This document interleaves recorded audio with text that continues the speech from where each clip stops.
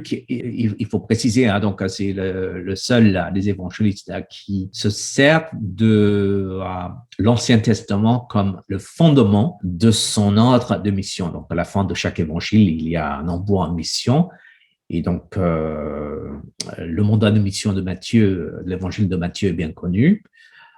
Mais voilà, donc quand on compare les 4 formulations, Jean, Luc, Matthieu, Marc, et donc au début du livre des Actes, on se rend compte que Luc est le seul à explicitement lier cet envoi en mission avec ce qui se passe dans l'Ancien Testament et toute la préparation. C'est dans ce sens-là que je voulais juste préciser les choses.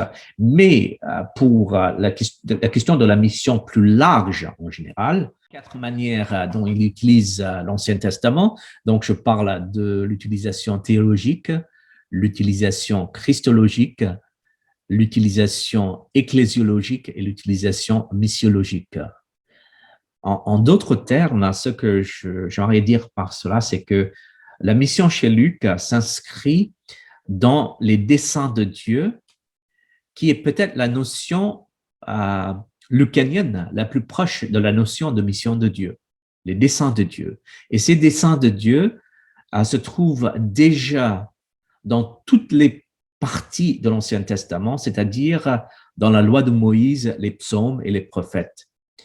Donc, ce plan de Dieu, ces desseins de Dieu se réalisent par Jésus-Christ, par sa mort, par sa vie, sa mort, sa résurrection et son ascension à la de Dieu. Et Luc, il insiste sur ces aspects différents quand il parle de la christologie. Christ, il est l'accomplissement de l'Ancien Testament dans sa vie, sa mort, sa résurrection et son ascension à la de Dieu. Ensuite, ce que Dieu il a réalisé en Christ est annoncé et incarné dans la mission des disciples et dans la mise en place d'une communauté en mission dans le monde. Et ce schéma basique de Dieu, le Messie, le Christ, l'Église, son peuple, le nouveau peuple de Dieu et la mission, il me semble que cela forme le cadre de l'utilisation lucanienne de l'Ancien Testament. Et dans le débat sur l'herméneutique missiologique, il est nécessaire de prêter plus d'attention à la manière dont les auteurs du Nouveau Testament interprètent l'Ancien Testament.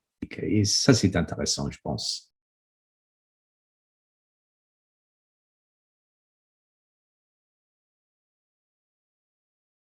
Il se rendit à Nazareth où il avait été élevé, et selon sa coutume, il entra dans la synagogue le jour du sabbat. Il se leva pour faire la lecture, et on lui remit le livre du prophète Ésaïe. L'ayant déroulé, il trouva l'endroit où il était écrit « L'Esprit du Seigneur est sur moi, parce qu'il m'a oint pour annoncer une bonne nouvelle aux pauvres. Il m'a envoyé pour guérir ceux qui ont le cœur brisé, pour proclamer aux captifs la délivrance, et aux aveugles le recouvrement de la vue, pour renvoyer libres les opprimés, pour publier une année de grâce du Seigneur. » Ensuite, il roula le livre, le remit au serviteur et s'assit. Tous ceux qui se trouvaient dans la synagogue avaient les regards fixés sur lui. Alors il commença à leur dire « Aujourd'hui, cette parole de l'Écriture que vous venez d'entendre est accomplie. » Là, cette citation se trouve tout au début du ministère de Jésus et donne les grandes lignes de sa mission. Alors, le texte est d'abord cité de manière messianique. Aujourd'hui, même, cette prophétie de l'Écriture est devenue réalité.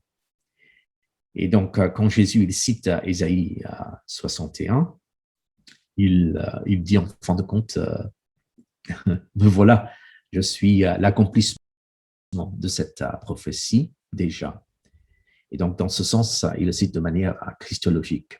Mais ensuite, dans l'application de la citation et l'interaction avec le public qui est à Nazareth, la citation est appliquée dans une ouverture vers les peuples non juifs et cela frappe énormément Et le fait que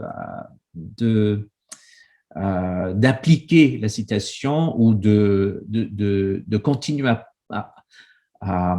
comment dirais-je, oui, d'appliquer la citation à ce que Dieu il a déjà fait dans l'Ancien Testament avec deux prophètes, Élie et Élisée. Alors, cela a créé une réaction très, très violente de la part des auditeurs. Et donc, Jésus, en faisant référence à ces deux prophètes, Élie et Élisée, en mission vers les non-juifs, Jésus, il rappelle à ses auditeurs que lui-même, il a été envoyé en mission au profit de tous les peuples, pas simplement du peuple d'Israël, mais de tous les peuples de la terre.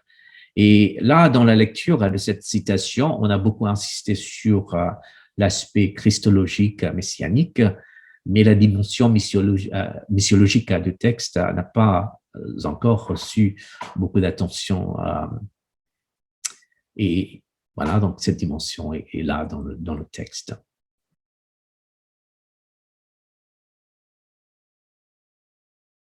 Dieu, il me donne la possibilité d'investir dans le développement de la missiologie et cela demande une certaine intelligence, sagesse de sa part.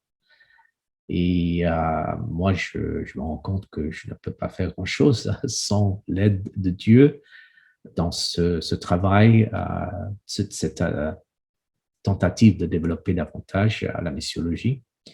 Ça, c'est une chose.